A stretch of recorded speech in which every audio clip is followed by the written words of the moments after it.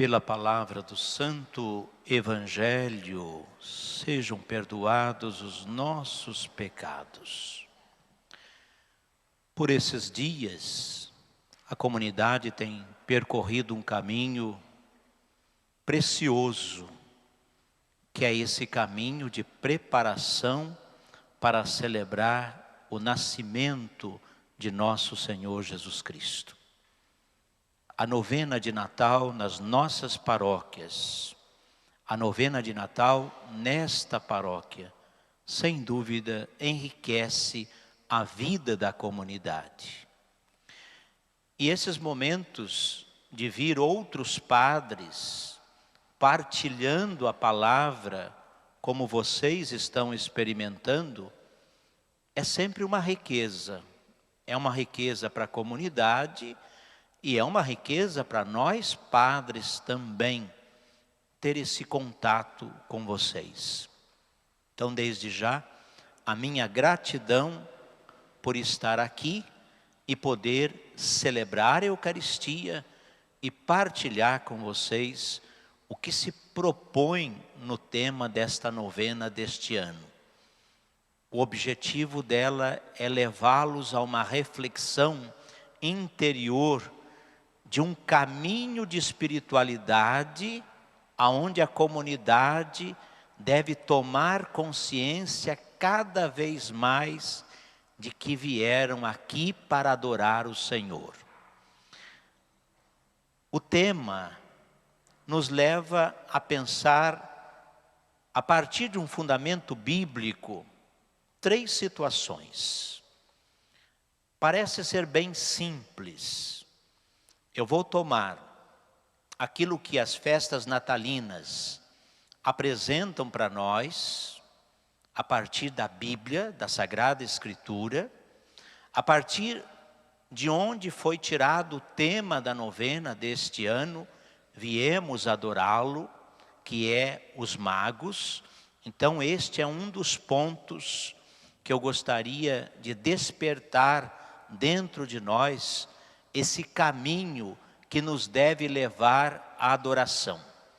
Os pastores e Herodes. Então gostaria de partilhar com vocês essas 3 situações que aparecem na Sagrada Escritura, e o que eu queria tentar partilhar com vocês é o movimento interior que esses grupos ou esta pessoa faz ou deixa de fazer para adorar o Senhor. Primeiro eu colocaria os pastores. Eles são personagens que aparecem na celebração do dia 24 de dezembro, a missa da vigília do Natal, a missa que nos prepara para o nascimento de Jesus. E o que eles nos ensinam? Eles nos ensinam pelo seguinte: são pessoas pobres, são pessoas consideradas impuras, porque ficavam sempre cuidando aí do seu rebanho, e também não eram bem vistos. Na época, eram considerados como, entre aspas, pessoas que roubavam.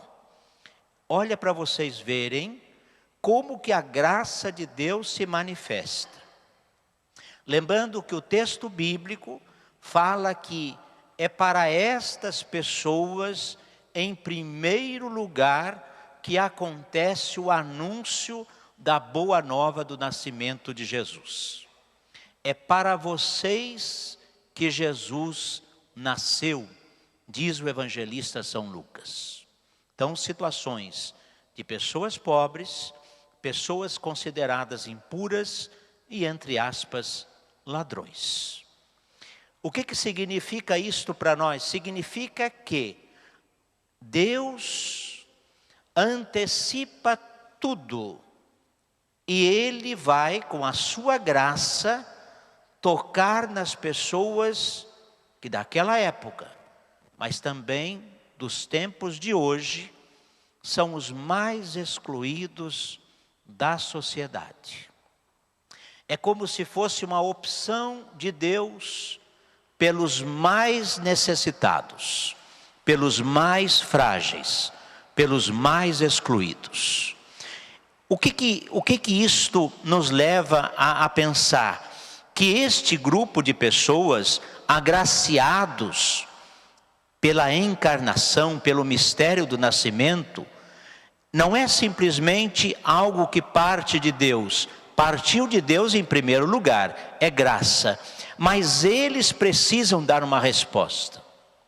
O que o anjo diz para eles? Olha, vocês vão encontrar um menino envolto em faixas, e este é o sinal de que o Salvador nasceu para vocês.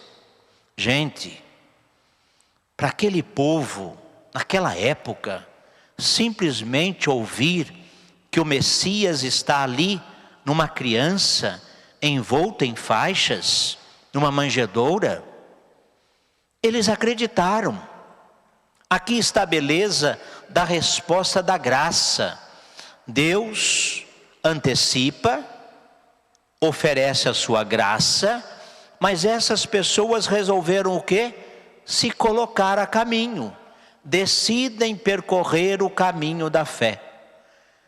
E é este passo que muitas vezes nós também precisamos dar na nossa vida.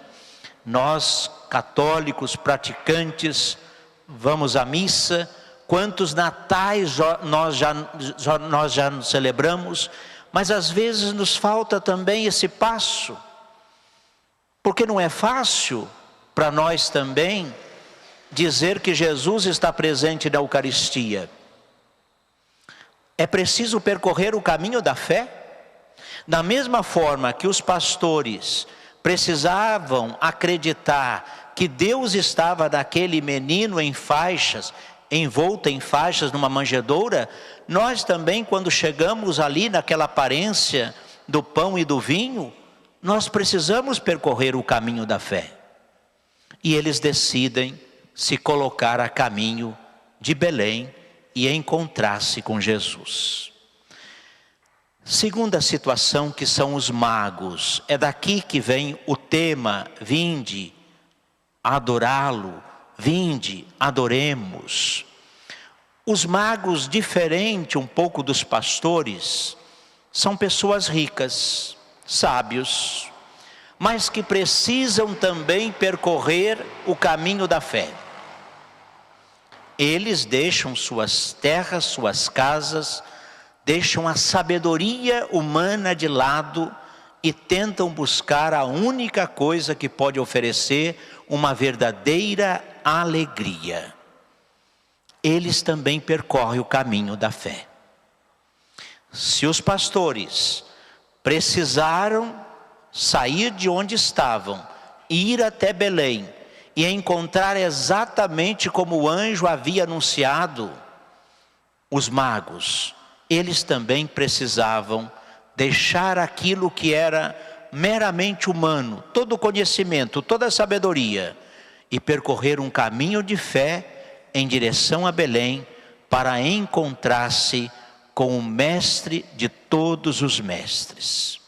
E eles fazem isto, eles percorrem este caminho. Quando eles chegam, é conhecido o texto de todos nós, o que eles fazem?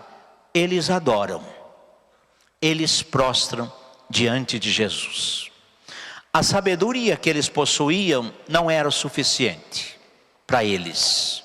A riqueza que possuíam também não era tudo. Eles tinham que esvaziar-se de si mesmo para ajoelhar-se diante de uma criança envolta em faixas. Mas ali se fazia presente Jesus, o Salvador. E eles fizeram isto. E ofereceram aquilo que eles tinham de melhor, como diz o texto bíblico: ouro, incenso e mirra. Eles oferecem aquilo que eles têm de melhor. É como se a gente pudesse dizer assim: ali há um esvaziamento. Não reservam nada para si. Tudo é de Deus. Tudo é para Deus. Tudo é com Deus. Nada é para si. Se a gente olhar um pouco a história dos santos, e aí vocês têm uma experiência riquíssima de Dom Bosco, mas não só de Dom Bosco, de tantos outros santos daquele tempo, do nosso tempo, a gente parece assim ver de maneira mais clara esse esvaziamento dessas pessoas que deixaram tudo e deixaram-se envolver pelo mistério de Deus. Só dessa forma nós vamos chegar até Jesus e vamos adorá-lo. O risco que a gente pode correr é uma adoração de si mesmo. Eu penso muito nisto. Se um dia parar de apresentar Jesus e começar a apresentar a si mesmo, e isso é um risco de todos nós, porque a nossa missão, a missão de todos nós, é apresentar Jesus. E eu só vou apresentar Jesus se antes eu me apresentar a Ele e deixar que Ele se revele a mim. De modo muito especial para nós cristãos, católicos, a Eucaristia. Esses dois grupos que eu partilhei, os magos e os pastores, são figuras conhecidas e bem fácil da nossa compreensão. Mas quando nós chegamos nesse personagem que é muito conhecido nosso, que é Herodes, nós corremos o risco de nos identificarmos com ele. Por quê? Na narrativa do nascimento de Jesus, Herodes, em primeiro lugar, se apresenta como uma pessoa perturbada. É o que diz o evangelista São Lucas.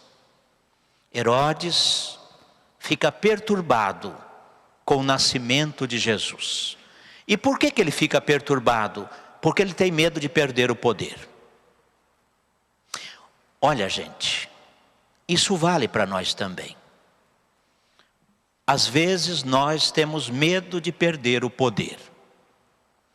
Às vezes aquele poder que nós criamos. Às vezes o pai tem medo de perder o poder de pai, a mãe, o esposo, a esposa, aquele que tem uma função na comunidade, no trabalho.